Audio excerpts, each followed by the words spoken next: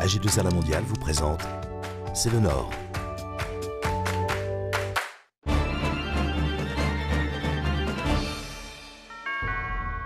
Bonjour, C'est le Nord s'intéresse aujourd'hui à l'emploi et à la formation. Pour en parler, l'homme du Nord que je reçois est Guylain Demoinck, directeur de la Fabrique de l'Emploi à Los et à Tourcoing. Bonjour Guylain Demoinck. Bonjour. Nous allons regarder pour commencer le reportage que nous avons réalisé en métropole lilloise chez Emmaüs Connect. Reportage. Emmaüs Connect a pour objectif de lutter contre ce qu'on appelle la fracture numérique, c'est-à-dire les personnes qui sont en situation de précarité et qui n'ont pas accès ou qui ne savent pas utiliser le numérique. Et le projet ici qui nous amène avec Pôle emploi, c'est de former 480 demandeurs d'emploi sur l'utilisation du numérique. Si vous rentrez au débutant, vous allez venir pendant 32 heures sur l'acquisition des compétences qu'on appelle de base, c'est-à-dire des compétences transversales sur la gestion du mail, l'interface Windows et bien évidemment des applications et le site Pôle emploi qu'on déroule. Ouais, il faut penser à ça, MP4 film, MP3 musique. Ça j'ai compris, mais les autres... En fait, j'arrive à me connecter ou à me servir d'un ordinateur, mais quand j'y arrive pas, soit je peux bloquer un ordinateur, ou soit je patauge, et à force de patauger, ça m'énerve et j'arrête. Donc je finis pas les tâches que j'ai à faire. Aujourd'hui, si c'est plus court et plus simple que prévu grâce à Emmaüs Connect, on patauge moins et on va plus vite. L'objectif premier, c'est un développement de compétences digitales, mais c'est aussi une remobilisation dans le parcours du demandeur vers le retour à l'emploi. Ça lui permet aussi d'impulser une dynamique positive dans son parcours. Et ça, c'est vraiment la plus-value de cet atelier. On a le digital et l'accompagnement social.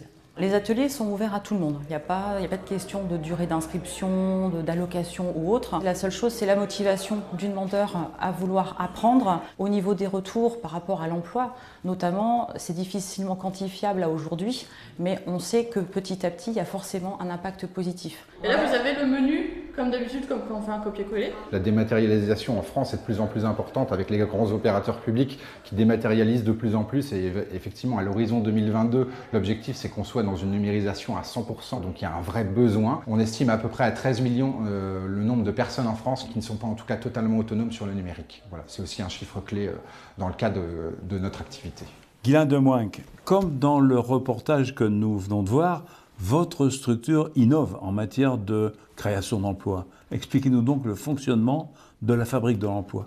Alors la Fabrique de l'Emploi travaille dans le cadre d'une expérimentation nationale qui s'appelle Territoire zéro chômeur de longue durée et qui permet dans des territoires définis, donc nous, Los, les Olivos et les Falampins à Tourcoing, que des partenaires locaux aillent à la rencontre des personnes privées d'emploi qui n'ont pas d'emploi depuis plus de 12 mois et leur proposent d'être embauchés en contrat à durée indéterminée dans la Fabrique de l'Emploi et que ces contrats leur permettent ensuite de développer des activités utiles au service du territoire, de leur quartier et des habitants de ce quartier-là. C'est original ça.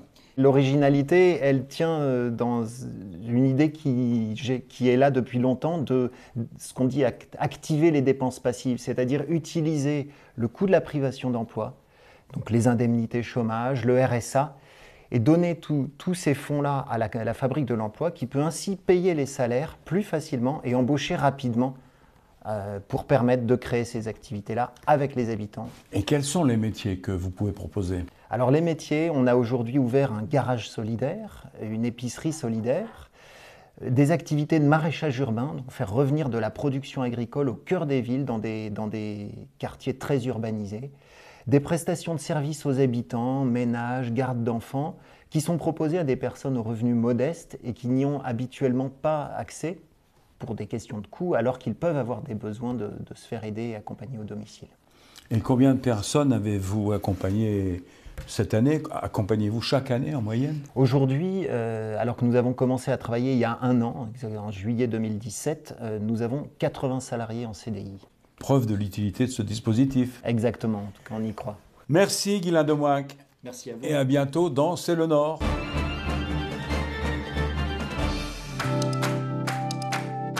AG2R La Mondiale vous présente C'est le Nord.